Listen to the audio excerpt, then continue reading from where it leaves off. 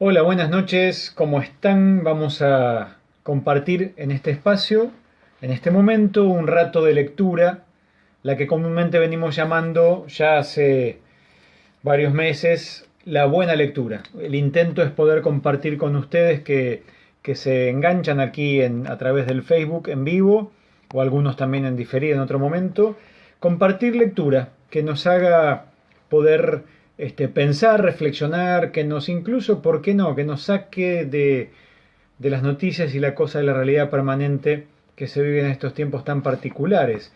Y de paso no solo con distraernos, sino algo que mientras nos saca de una mirada muy rutinaria de todos los días, sirva para iluminarnos, para hacernos pensar. Voy a empezar con ustedes en este día, en este lunes, aquí feriado en la Argentina, por cumplirse 170 años de la muerte del general José de San Martín, el padre de la patria, si lo consideramos. Ha sido un día feriado, distinto un poquito, pero es lunes, entonces vamos a empezar la lectura de un pequeño cuadernillo que se llama Meditación para tiempos difíciles. El autor de este escrito, ahí lo alcanzan a ver, por lo menos la foto, aunque las letras están invertidas, el cardenal Piroño, un obispo, un cardenal argentino ya fallecido, que está incluso en camino a la causa de su canonización, que fue realmente muy importante para la Iglesia en la Argentina, pero también en toda Latinoamérica, ya que ocupó lugares en el CELA, en el Consejo Episcopal Latinoamericano, en la Iglesia Unida de Latinoamérica, fue secretario general, fue presidente del CELAM, estuvo en el Concilio Vaticano II participando, en ese tiempo él es ordenado obispo, si bien fue de Mercedes y fue ahí, también ejerció su cargo ahí, fue formador en el seminario, en la UCA, resaltó quizás más pastoralmente a nivel interno en nuestro país los 3 años que fue obispo en Mar del Plata. Y después también con Pablo VI invitado al Vaticano y nombrado en diferentes oportunidades, ayudó también a Juan Pablo II, Piroño, con el tema de los jóvenes principalmente. Piroño fue uno de los, pero el principal ideólogo de la Jornada Mundial de la Juventud, se dice. Por eso es que la primera se realiza en Buenos Aires, en el 82, si no me equivoco, que viene Juan Pablo II por primera vez, y se hace la primera Jornada Mundial de la Juventud fuera de Roma, realizada aquí, como un gesto de Juan Pablo a Piroño por haber sido quien lo pensara. Bueno, más allá de todo eso, para contarles de quién se trata, lo que voy a escribir, algo que caracterizó mucho a Piroño, fue siempre la mirada de esperanza. Su tarea, su apostolado, siempre estuvo en torno a la teología latinoamericana, teniendo como columna fuerte la doctrina social de la Iglesia, entonces, pero con una mirada de esperanza realmente muy particular de él.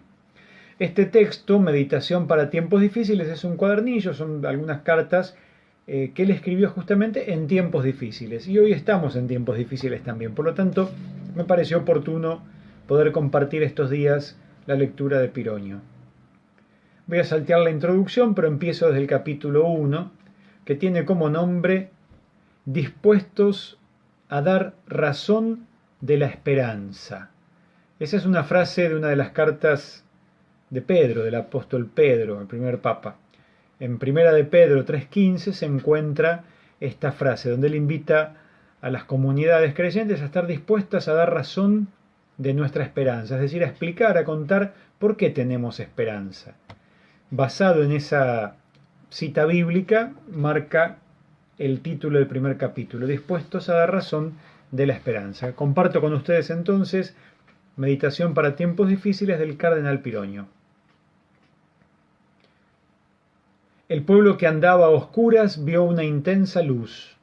Sobre los que vivían en tierras de sombras brilló una luz, acrecentaste el gozo, hiciste grande la alegría. Isaías 9, del 1 al 2. En la Nochebuena la liturgia nos invita así a la alegría y la esperanza. Así describe Isaías, en la oscuridad dolorosa de los tiempos difíciles, la venida de Cristo, que es la luz, la paz, la alianza. Un niño nos ha nacido, un hijo se nos ha dado, se llamará Príncipe de la Paz. Isaías 9:5. Jesucristo vino para anunciarnos la paz, porque Cristo es nuestra paz. Él vino a proclamar la buena noticia de la paz, paz para ustedes que estaban lejos, paz también para los que están cerca. Vino sobre todo para traernos la paz como fruto de su Pascua. Él dijo: les dejo la paz, les doy mi paz, pero no como la da el mundo. Que no se turbe su corazón y no tengan miedo. La paz que nos trae Cristo es siempre fruto de una cruz. Cristo pacifica por la sangre de su cruz. Todo el Evangelio es una invitación a la serenidad interior, a la concordia ordenada de los pueblos, a la alegría de la caridad fraterna. Lo que yo les he mandado es que se amen los unos a los otros, había dicho Jesús. Pero el Señor siempre anunció tiempos difíciles, para Él y para nosotros. Nunca predijo a sus discípulos tiempos fáciles o cómodos. Al contrario, les exigió una opción muy clara por la pobreza, el amor fraterno y la cruz. Si alguno quiere venir detrás de mí, niéguese a sí mismo, les había dicho, tome su cruz cada día y sígame.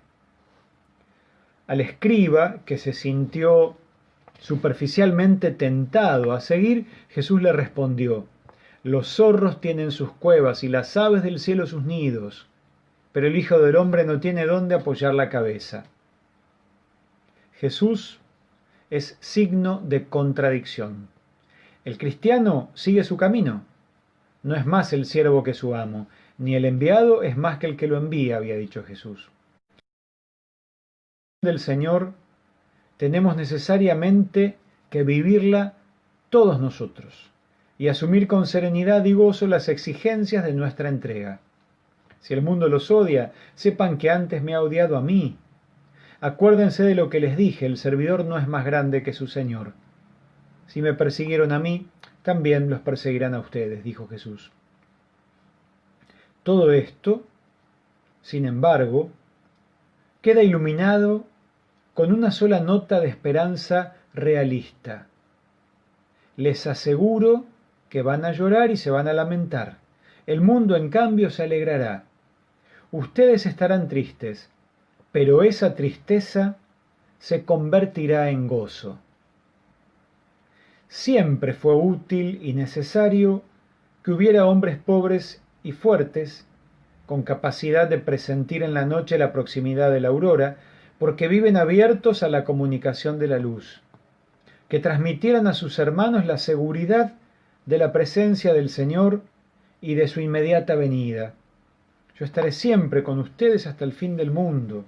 Sí, voy a llegar enseguida, dijo Jesús. Pero hoy hacen falta más que nunca profetas de esperanza, verdaderos profetas, hombres enteramente poseídos por el Espíritu Santo, hombres de una esperanza verdadera, es decir, hombres desinstalados y contemplativos que saben vivir en la pobreza, la fortaleza y el amor del Espíritu Santo y que por eso se convierten en serenos y ardientes testigos de la Pascua, que nos hablan abiertamente del Padre, nos muestran a Jesús y nos comunican el don del Espíritu. Hombres que saben saborear la cruz como San Pablo, y por eso se arriesgan a predicar a sus hermanos que la única fuerza y sabiduría de Dios está en Cristo crucificado. La sabiduría y potencia de los hombres no cuentan, solo cuenta la fecundidad de la cruz. Todo lo demás es necedad y fracaso en lo definitivo de Dios.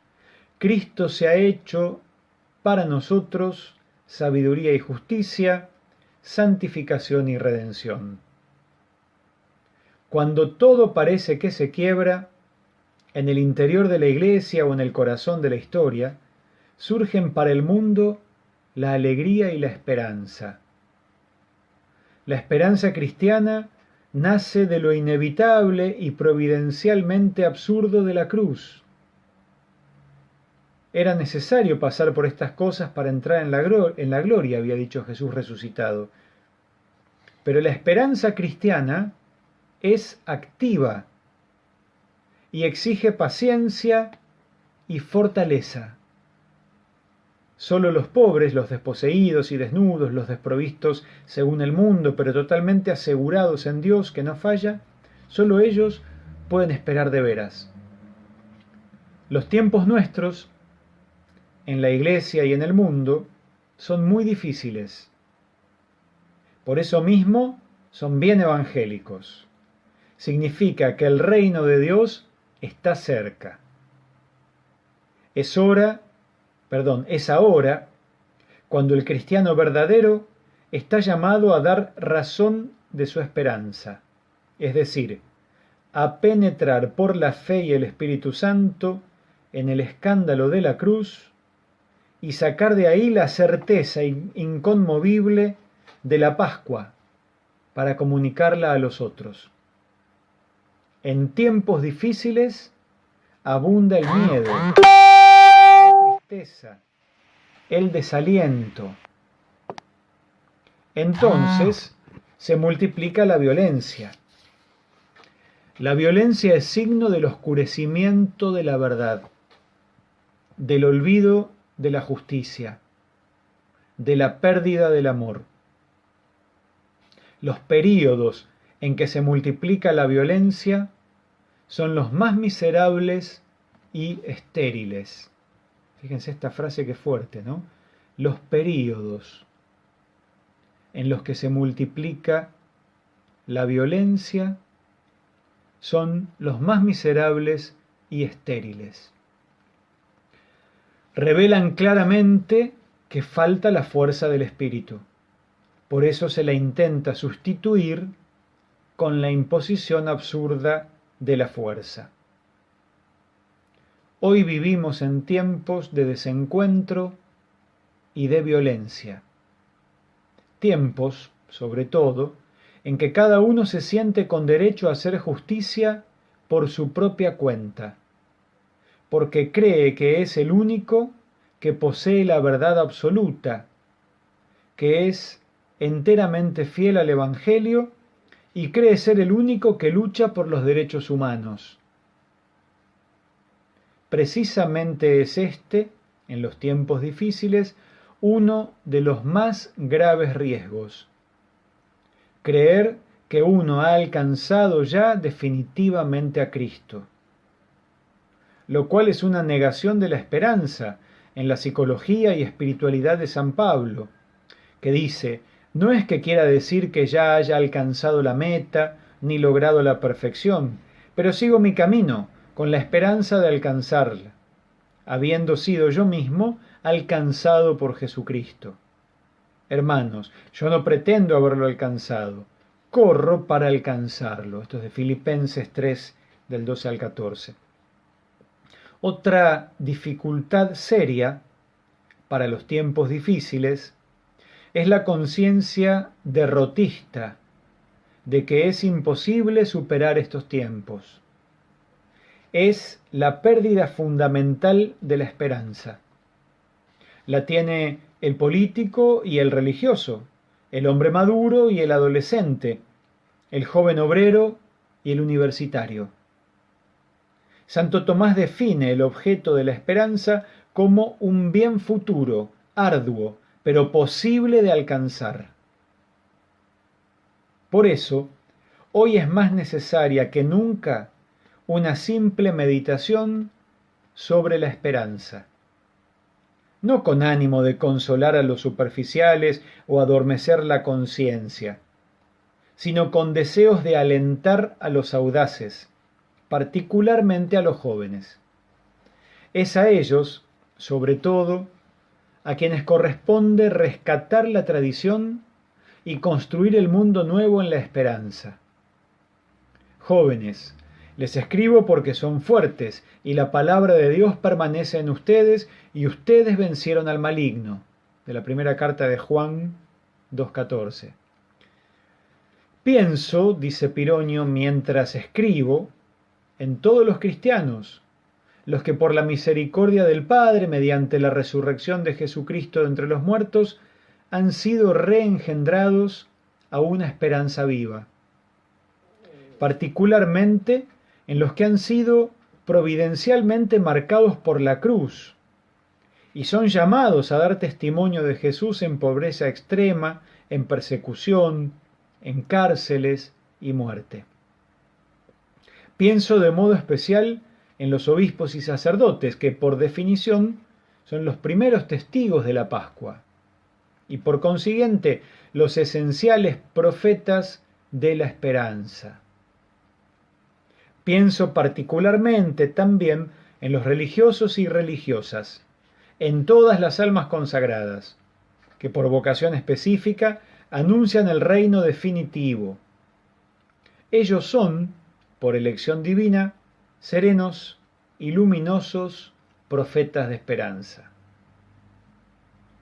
No pienso exclusivamente en un país o continente determinado. Miro más ampliamente al mundo y a la Iglesia que sufren. Sufren el Papa y los obispos, los sacerdotes y los adultos, los pueblos hambrientos y agobiados, los estadistas y el hombre simple de la calle. Son tiempos difíciles y humanamente absurdos, pero hay que saber descubrir, saborear y vivir con intensidad la fecundidad providencial e irrepetible de esta hora. No es la hora de los débiles o cobardes, de los que han elegido a Cristo por seguridad de la salvación o por recompensa de un premio, sino que es la hora de los fuertes y audaces en el espíritu, de los que han elegido al Señor por el honor de su nombre, la alegría de su gloria y el servicio a los hermanos. Es la hora de los testigos y los mártires. Que no nos asusten los sufrimientos. Quedan iluminados en la esperanza de los tiempos nuevos. Pienso que los sufrimientos del tiempo presente no pueden compararse con la gloria futura que se manifestará en nosotros, dijo Pablo. Pero no se trata de vivir resignadamente en la espera ociosa de los tiempos nuevos, sino de irlos cotidianamente preparando en la caridad y la justicia. Tiempos de paz, cuya característica sea la alegría del Espíritu Santo. El Dios de todo consuelo nos reconforta en todas nuestras tribulaciones, para que nosotros podamos dar a los que sufren el mismo consuelo que recibimos de Dios. Porque así como participamos abundantemente de los sufrimientos de Cristo, también por medio de Cristo abunda nuestro consuelo. Tenemos una esperanza bien fundada.